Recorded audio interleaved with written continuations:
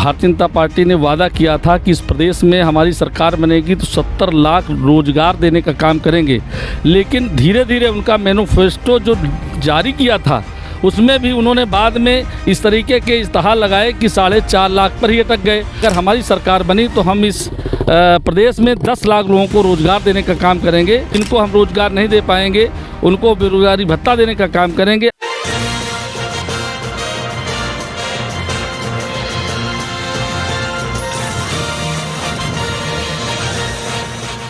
नमस्कार, आदित्य पांडे नाम है मेरा और आप डीएनपी इंडिया देख रहे हैं। उत्तर प्रदेश विधानसभा चुनाव की कवरेज हम लगातार कर रहे हैं और ये दिखाने की कोशिश कर रहे हैं इस बार के विधानसभा चुनाव में माहौल क्या है।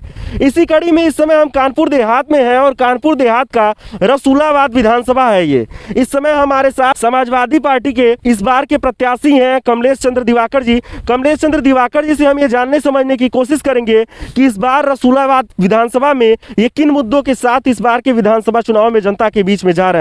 तो सबसे पहले तो आपका स्वागत है डीएनपी इंडिया पे सर। सबसे पहले मैं डीएनपी इंडिया टीम को बहुत बहुत बधाई देता हूं कि उन्होंने क्षेत्र में आकर के हमारा इंटरव्यू लेने का काम किया है। दूसरी बात यह है कि हम सबसे पहले अपने नेता माननीय राष्ट्रीय अध्यक्ष जी को बहुत बहुत आभार प्रकट करता हूं कि मुझ जैसे कार्यकर्ता को समाजवादी पार्टी का उम्मीदवार बना करके इस विधानसभा रसूलाबाद में भेजने का काम किया है।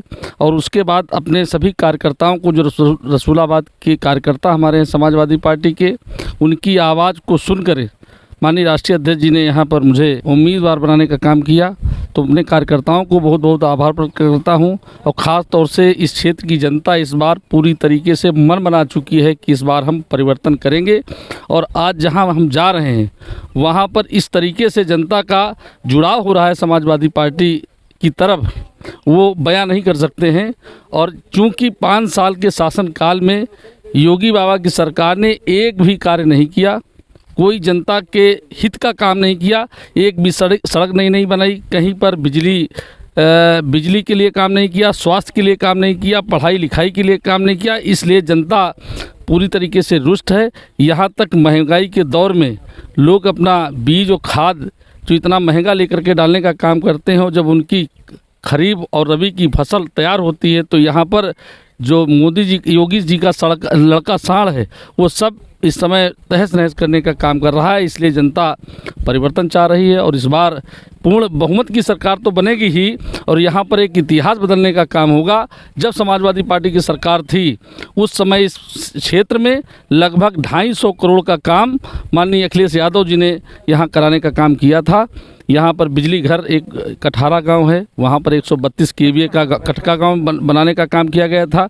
आपके रसूलाबाद में यहाँ पर एक वीआईपी गेस्ट हाउस बनाने का काम किया गया था। जितना आपने देखा होगा, जितना डबलीकरण करने का काम किया गया वो भी समाजवादी पार्टी की सरकार में करने का काम किया गया। कई पुल बनाने का काम किया गया। इतना काम हुआ था। इस बार जब उम्मीदवार भारतीय जनता पार्टी के जाएंगे तो उनको खुद ही पता चलेगा। लोग रपटाए जा रहे हैं इस समय भाजपा के लोग और उनको किसी प्रकार का समर्थन जनता का नहीं मिल रहा है। सर, मुख्य तौर पे बात करें रसूलाबाद की तो रसूलाबाद के लिए आपके क्या वादे रहेंगे? रसूलाबाद में अगर इस बार आप विधायक बनते हैं तो क्या वो मुख्य काम होंगे जो इस बार आप विधानसभा में करेंगे? देखिए, सबसे पहले जो भारतीय जनता पार्टी की सरकार ने घोषणा किया था कि हम इस प्रदेश में जो सड़कें हैं उनको गड्ढा मुक्त करने का काम करेंगे। हम लोग जा रहे हैं, देख रहे हैं। उदाहरण के तौर पे मैं बताना चाहूँगा, जो आप रसूलाबाद से भारामऊ होते हुए लहरापुर रोड जाता है उस रोड को आप निकल नहीं सकते हैं, इतने गड्ढे हैं कि वहाँ की जनता त्राहिमाम कर रही है। तो जो पहली प्राथमिकता होगी हमारी, तो इस क्षेत्र में जो यहाँ पर गड्ढे मुक्त नहीं हुए हैं उनको गड्ढा मुक्त कराने का काम हम लोग करेंगे। खास तौर से आपने देखा होगा जो हमारा झिंझक क्षेत्र वो पड़ता है आपके मैथा बेल्ट में, वहाँ पर एक बहुत बड़ी नाले की ज़रूरत है क्योंकि वहाँ पर हज़ारों एकड़ ज़मीन इस बार बरसात में बाढ़ में वहाँ सब तहस नहस किसानों की हो गई थी। और भारतीय जनता पार्टी के क्षेत्रीय सांसद और विधायक ने कहा था कि हम जिनका जलमग्न हो गया है, जिनकी यहाँ पर खरीफ धान की फसल चली गई है, उस फसल को हम मुआवजे के तौर पर देने का काम करेंगे। हमने भी मीडिया के माध्यम से पढ़ा था, लेकिन 1 रुपये का एक धेले का नहीं यहाँ पर किसी किसान को मिलने का काम नहीं हुआ। तो वो बाढ़ होने के कारण इतनी बाढ़ आ गई कि वहाँ पर सारी फसलें नष्ट हो गई। तो सबसे पहले प्राथमिकता का आधार पे हम लोग वहाँ पर एक ऐसी नाला बनवाने का काम करेंगे जिससे किसानों का हित हो और जो स्वास्थ्य की सुविधाएं हैं उनको ठीक कराने का काम करेंगे, जो शिक्षा जितनी बेहतर हो सकती है।